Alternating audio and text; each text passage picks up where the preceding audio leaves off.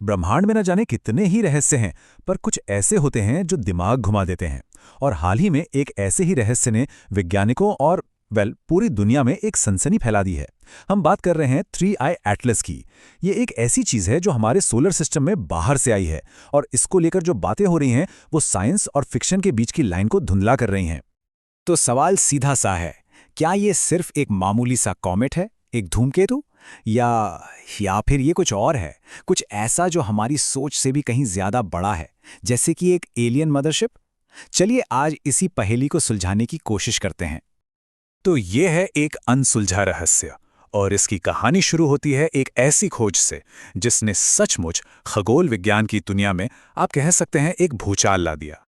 अच्छा, तो पहले वो बातें जान लेते हैं जिन पर कोई शक नहीं है। इस चीज का नाम रखा गया है थ्री आई एटलस।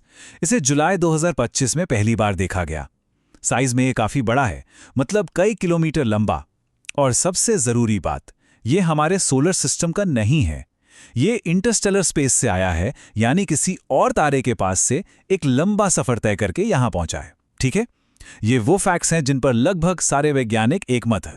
लेकिन असली कहानी तो वहीं से शुरू होती है जहां ये फैक्ट्स खत्म होते हैं, क्योंकि थ्री आई एटलस का जो बर्ताव है वो बिल्कुल भी नॉर्मल नहीं है, और इसकी यही अजीबोगरीब हरकतें हैं जिसने वैज्ञानिकों का सिर चकरा रखा है।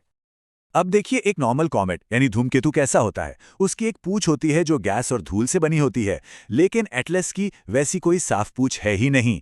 फिर भी जब ये सूरज के पास से गुजरता है तो पानी की बूंदें छोड़ता है। ये बहुत ही अजीब है। और सिर्फ इतना ही नहीं, इसका रंग भी लगातार बदल रहा है, कभी लाल, फिर हरा और फिर नीला। ऐसा रंग बदलना इस बात की तरफ इशारा कर सकता है कि भाई, इसके अंदर कुछ तो बहुत ही अलग चल रहा है।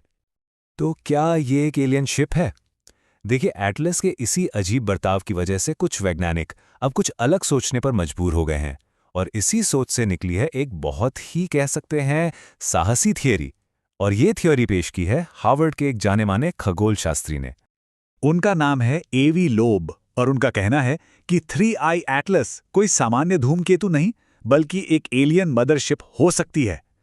सोचिए, वो साफ साफ कह रहे हैं कि ये कोई कुदरती चीज नहीं है, बल्कि हम किसी एलियन टेक्नोलॉजी को देख रहे हैं। अब इस एक बयान ने तो जैसे पूरी साइंटिफिक कम्युनिटी में आग ही लगा दी है। तो इस मदरशिप थ्योरी के पीछे आखिर सबूत क्या हैं? एवी लोएब का तर्क है कि इस चीज से छोटे छोटे प्रोब्स, मतलब जांच के लिए छोटे यान छोड़े जा रहे हैं, जो शायद हमारे सोलर सिस्टम को एक्सप्लोर कर रहे हैं। और इससे भी ज्यादा हैरान करने वाली बात यह है कि इससे तेज रेडियो सिग्नल पकड़े गए हैं, और इन सिग्नल्स में एक खास मैथमेटिकल पैटर्न है, ऐसा पैटर्न जो कुदरती तौर पर नहीं बन सकता, और ये किसी तरह की आर्टिफिशियल इंटेलिजेंस यानी एआई की तरफ इशारा करता है। तो क्या ये वाकई एक एलियन शिप है, या फिर ये सिर्फ एक धूमकेतु है? क्योंकि देखिए, हर बड़े दावे का एक दूसरा पहलू भी होता है, और ज्यादातर वैज्ञानिक इस एलियन शिप वाली बात से बिल्कुल भी सहमत नहीं हैं। उनके पास इसका एक ज्यादा, कह सकते हैं, जमीनी और सीधा साधा जवाब है। नासा और ज्यादातर साइंटिस्ट्स का यही कहना है कि भाई देखो, ये है तो एक प्राकृतिक धूमकेतु ही। हाँ, ये थोड़ा अजीब जरूर है, असामान्य है, पर है प्राकृतिक। उनका मानना है कि ये एलियन शिप वाले सारे दावे बिना किसी पक्के सबूत के हैं, और साइंस में एक कहावत है, extraordinary claims require extraordinary proof. मतलब बड़े दावों के लिए बड़े सबूत चाहिए, और उनके हिसाब से अभी हमारे पास वैसे कोई सबूत नहीं है, तो किसी भी नतीजे पर पहुंचना बहुत जल्दबाजी होगी। और यहीं से ये मामला और भी दिलचस्प हो जाता है। ये सिर्फ एक स्पेस ऑब्जेक्ट की कहानी नहीं रही, बल्कि ये अब वैज्ञानिकों के बीच एक जबरदस्त बहस बन चुकी है, एक जंग विचारों की, और दोनों ही तरफ के अपने अपने मजबूत तर्क हैं। एक तरफ वो लोग हैं जो एलियन थ्योरी को सपोर्ट कर रहे हैं। उनका कहना है कि साइंस का मतलब ही यही है कि हर रहस्य की, हर संभावना की पड़ताल की जाए। आखिर बड़ी बड़ी खोजें तभी तो होती हैं जब कोई लीक से हटकर सोचने की हिम्मत करता है। तो वहीं दूसरी तरफ हैं इसके आलोचक।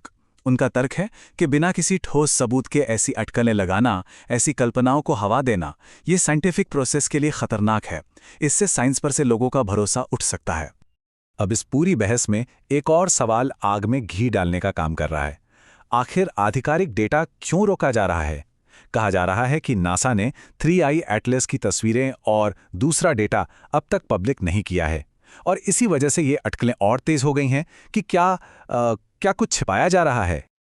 तो अब सवाल ये है कि आगे क्या होगा, सच क्या है, इस रहस्य से पर्दा कैसे हटेगा? इसका जवाब हमें भविष्य में ही मिलेगा, क्योंकि 3i एटलस का सफर अभी खत्म नहीं हुआ है। वो अभी भी हमारे सोलर सिस्टम से गुजर रहा है। आने वाले कुछ ही वक्त में 2026 की शुरुआत में यह शुक्र यानी वीनस के पास से गुजरेगा, फिर साल के बीच में हमारी पृथ्वी के करीब से, और साल के आखिर में बृहस्पति यानी जुपिटर के पास से निकलेगा। ये वैज्ञानिकों के लिए एक जबरदस्त मौका होगा, इसे और करीब से देखने का, इसकी हर हरकत पर नजर रखने का, और शायद इन्हीं मौकों से हमें कुछ पक्के जवाब मिल जाएं। आखिर में 3i एटलस की ये कहानी सिर्फ एक धूमकेतु या एलियन शिप के बारे में नहीं है। ये कहानी हमें एक बार फिर से उस सबसे बड़े सवाल के सामने लाकर खड़ा कर देती है जो इंसान हमेशा से पूछता आया है, क्या हम इस इतने बड़े ब्रह्मांड में अकेले हैं? जवाब चाहे जो भी निकले, एक बात तो तय है, 3i एटलस ने हमारी कल्पना को एक नई उड़ान तो दे ही दी है।